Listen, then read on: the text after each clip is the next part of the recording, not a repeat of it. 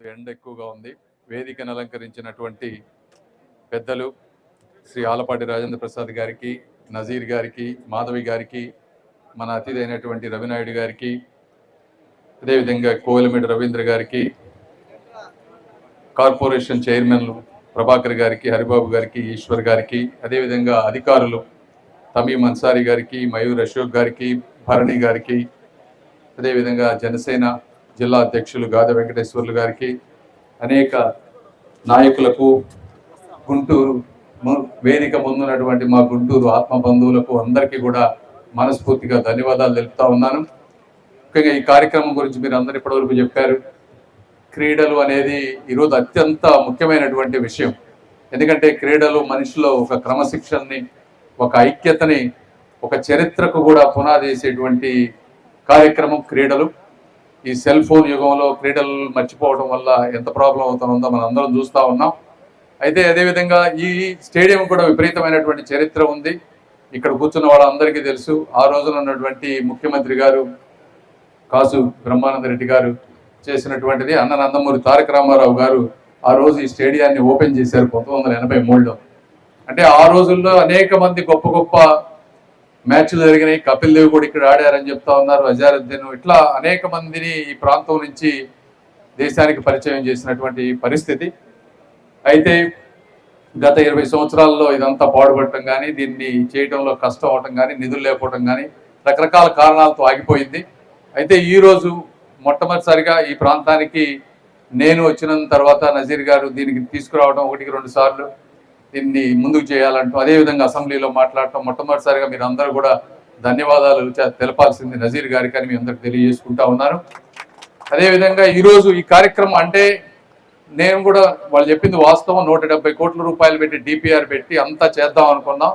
అయితే ఎంటైర్ ఇండియాలోనే ఉన్న బడ్జెట్ 2000 కోట్ల రూపాయలే ఉన్నాయి కాబట్టి గుంటూరుకి 170 కోట్లు ఇవ్వడం సాధ్యం కాదన్నారు. అందుకని మనం 14 కోట్లు తీసుకొచ్చాం. అదేవిధంగా స్టేట్లో రవినాయుడు గారు కానీ, స్పోర్ట్స్ అథారిటీ వీళ్ళు కూడా వర్క్ చేసి ఇంకొక 70 కోట్లు ఎన్నో 4 ప్రాంతాలకు తీసుకొచ్చారు. వాళ్ళకు కూడా ధన్యవాదాలు చెప్పాలి. ఎందుకంటే చాలా మంది కార్పొరేషన్ చైర్మన్లు పదవులు తీసుకుంటారు కానీ యాక్చువల్గా వర్క్ చేసే వాళ్ళు తక్కువ. రవినాయుడు గారు కూడా ఆ విధంగా అభినందించాలి. యువకులు ఎన్ఆర్ఐల దగ్గరికి వెళ్ళటం కానీ, సిఎస్ఆర్ ఫండ్స్ తీసుకురావటం కానీ, అదేవిధంగా ఢిల్లీ రిపీటెడ్గా రావటం కానీ, వచ్చి స్పోర్ట్స్లో ఆయన మార్కు చూపించాలని వారు కష్టపడతా ఉన్నారు. వారికి కూడా ప్రత్యేకంగా ధన్యవాదాలు తెలుపుతా ఉన్నాను.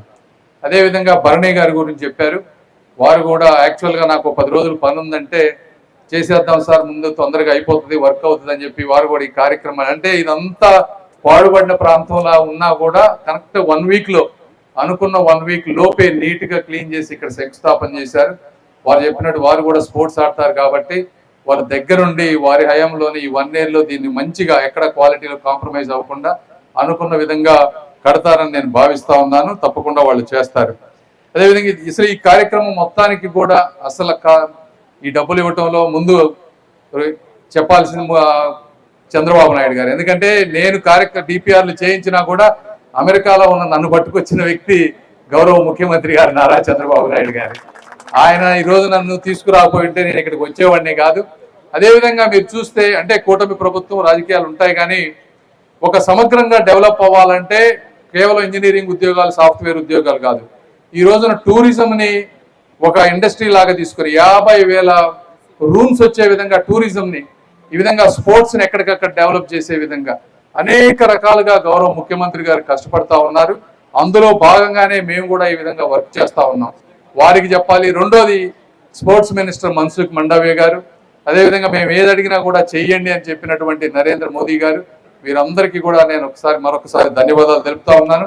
ఇప్పుడు ఈరోజు ఈ కార్యక్రమంలో ఇది దాదాపు 2 ఫ్లోర్లు 80,000 స్క్వేర్ ఫీట్ బ్యాడ్మింటన్ మల్టీపర్పస్, అంటే badminton courts, basketball courts, yoga, meditation, squash courts, carroms, chess room, toilets, admin office, అదేవిధంగా 500-600 మంది కూర్చునే విధంగా ఒక అడ్మిన్ ఆఫీస్, గ్యాలరీ, ఇలా అనేక రకమైనటువంటి వాటితోటి ఈ రోజు రాబోతా ఉంది. దీంతో పాటు ఇంకొక అప్డేట్ ఏంటంటే, ఎందుకంటే ఈ 170 కోట్లు వచ్చేటప్పటికి టైం పడుతుంది కాబట్టి క్రికెట్ ప్రాంతాన్ని ఏ విధంగా డెవలప్ చేయాలని ఆంధ్ర క్రికెట్ అసోసియేషన్ వారితో మాట్లాడాం. సానా సతీష్ గారు, అదేవిధంగా కేసినేని చిన్ని గారు, వారు కూడా వచ్చి చూశారు. చూసి క్రికెట్ స్టేడియం వరకు వారు డెవలప్ చేస్తానని మాట ఇచ్చారు. వారు కూడా దానికి త్వరలో ఇంకో కార్యక్రమం పెట్టి ఈ సెంటర్ పార్ట్ని క్రికెట్ స్టేడియంగా డెవలప్ చేసి ఈ ప్రాంతంలో జిల్లా స్థాయి రంజీ స్థాయి మ్యాచ్లు ఆడే విధంగా క్రికెట్ స్టేడియంను కూడా ఇంకొక 1.5 ఇయర్లు అది కూడా దీంతో పాటు తీసుకుంటామని మీ అందరికీ తెలియజేస్తూ ఈ కార్యక్రమం అంటే ఎండలు ఎక్కువగా ఉన్నాయి, నాకే ఇంత ఎండగా ఉంటే మీకు ఇంకా ఎక్కువ ఉంటుంది, మాట్లాడాలని ఉంది. కానీ జగన్మోహన్ రెడ్డి గారి గురించి కూడా మాట్లాడదాం అనుకున్నా. 2 నిమిషాలు. మొన్నేమో మైండ్ సెట్ గురించి మాట్లాడారు, అంటే మాకు మైండ్ సెట్ బాగాలేదని. నిన్నేమో చంద్రబాబు గారిని ముఖం గురించి మాట్లాడారు. జగన్మోహన్ రెడ్డి గారికి ఇదే చెప్తా ఉన్నా, మీకు ఉంటే రాష్ట్రం మీద అభిప్రాయం ఏదన్నా ఉంటే రాజకీయాలు మాట్లాడండి, సబ్జెక్ట్ మాట్లాడండి, అంతేగత వ్యక్తిగతంగా ఏది పడితే అది మాట్లాడితే మేము కూడా మాట్లాడొచ్చాం. ఫిజికల్గా బాడీ షేమింగ్ కానీ ఇవన్నీ కూడా ఆ చంద్రబాబు గారి మొహమే తెలుగు జాతి ఈరోజు ప్రపంచంలో తలెత్తుకునే విధంగా చేసింది జగన్మోహన్ రెడ్డి గారు. మైండ్ సెట్ గురించి మీరు మాట్లాడతారు, ఎవరిది మైండ్ సెట్ ప్రాబ్లం అని నేను ముందే చెప్పా.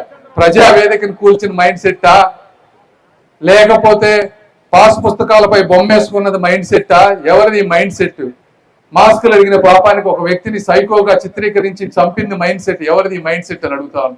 ఇట్లా 100 మాట్లాడగలం. కాబట్టి మీరు సబ్జెక్ట్ మాట్లాడండి, రాజకీయంగా వ్యతిరేకించండి, కానీ మా నాయకుల్ని కించపరిస్తే మేము కూడా నిన్ను బాడీ షేమింగ్ చేయాలంటే ఒకే ఒక్క మాటతో నిన్ను చంపేయగలను. కానీ నాకు సంస్కారం అడ్డుంది కాబట్టి నేను నిన్ను మాట్లాడాలని చెప్పి తెలియజేసుకుంటూ ఈ కార్యక్రమానికి వచ్చేసిన మీ అందరినీ కూడా మనస్ఫూర్తిగా ధన్యవాదాలు తెలుపుకుంటూ ఈ కార్యక్రమం అద్భుతంగా జరగాలని కోరుకుంటూ ఈ కార్యక్రమానికి సహకరించిన ప్రతి ఒక్కరికి కూడా ధన్యవాదాలు తెలుపుకుంటూ సెలవు తీసుకుంటా ఉన్నాను. Thank you.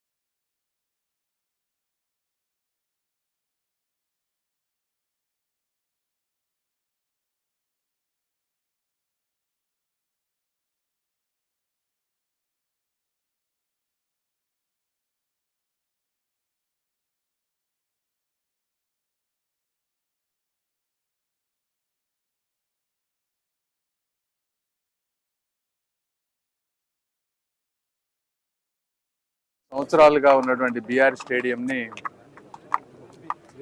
అంటే శిథిలావస్థకు వచ్చినటువంటి స్టేడియంని కేంద్ర నిధులతోటి ఈరోజు ఒక మల్టీపర్పస్ హాల్ని ఈరోజు శంకుస్థాపన చేసాం. ఇక్కడ ఒక మంచి హాల్ ఒక 1.5 yearలో ఇది ఈ ప్రాంతంలో వస్తుంది. వస్తే క్రీడలన్నీ ఈ ప్రాంతంలో అభివృద్ధి చెందుతాయి. మళ్ళీ దేశ స్థాయిలో గుంటూరు ప్రాంత ప్రజలు పోటీ పడే విధంగా, చరిత్రలో నిలబడే విధంగా ఇప్పుడు పేర్చబోయేటువంటి ఇటుకలు సాధిస్తాయని నేను అనుకుంటా ఉన్నాను. దీనికి అందరికీ గౌరవ కేంద్ర మంత్రి మన్సుఖ్ మండావే గారికి, ముఖ్యమంత్రి గారికి, అందరికీ కూడా నజీర్ గారికి దీన్ని నిరంతరం కావాలని అడుగుతున్న అందరికీ కూడా నేను ధన్యవాదాలు తెలుపుతా ఉన్నాను శాంక్షన్ చేసినందుకు. Thank you. ఆల్రెడీ 2 సంవత్సరాలు కూటమి ప్రభుత్వం అయిపోయింది. చంద్రబాబు నాయుడు గురించి భయపడాల్సిన పని లేదని జగన్మోహన్ రెడ్డి ప్రత్యేకంగా వ్యాఖ్యలు చేశారు. గతంలో కూడా అనేక వ్యాఖ్యలు చేశాడు 2 రోజులు. భయపడమని ఎవరన్నారు? ఎవరైనా సరే రాజకీయాల్లో ఒకళ్ళని దూషించుకోవటాలు భయపడాల్సిన అవసరం ఏముంది? ప్రభుత్వం తప్పులు చేస్తే మీరు సబ్జెక్ట్ మాట్లాడి తప్పులు ఎత్తి చూపించండి, అందులో తప్పేం లేదు. అంతేగాని బాడీ షేమింగ్, మొన్న ఏదో మైండ్ సెట్ మాట్లాడారు, అదేవిధంగా నిన్న చంద్రబాబు గారి ముఖం గురించి మాట్లాడారు. ఈ విధంగా ఇప్పుడు మాట్లాడాలంటే మా వాళ్ళు ఎంతసేపు అది మాట్లాడతారు. పాదయాత్రకు వస్తాను, వీళ్ళందరూ సంగతి అంతా చూస్తాను, మీరు రెడీగా ఉండండి అని కార్యకర్తలకు చూపిస్తారు. అదేగా పాదయాత్ర చేయమనండి. ఒకటి, చెట్లు నరకకుండా చేయమనండి. ఒకటి నంబర్ 1. రెండోది, ఈసారి ఆ పాదయాత్ర చేస్తే ఇక ఈ పాదయాత్రల పరిస్థితి కూడా జనాలకి విరక్తి వచ్చి అది కూడా అయిపోతుంది. ప్రశాంతంగా ఉంటుంది రాష్ట్రం. Thank you.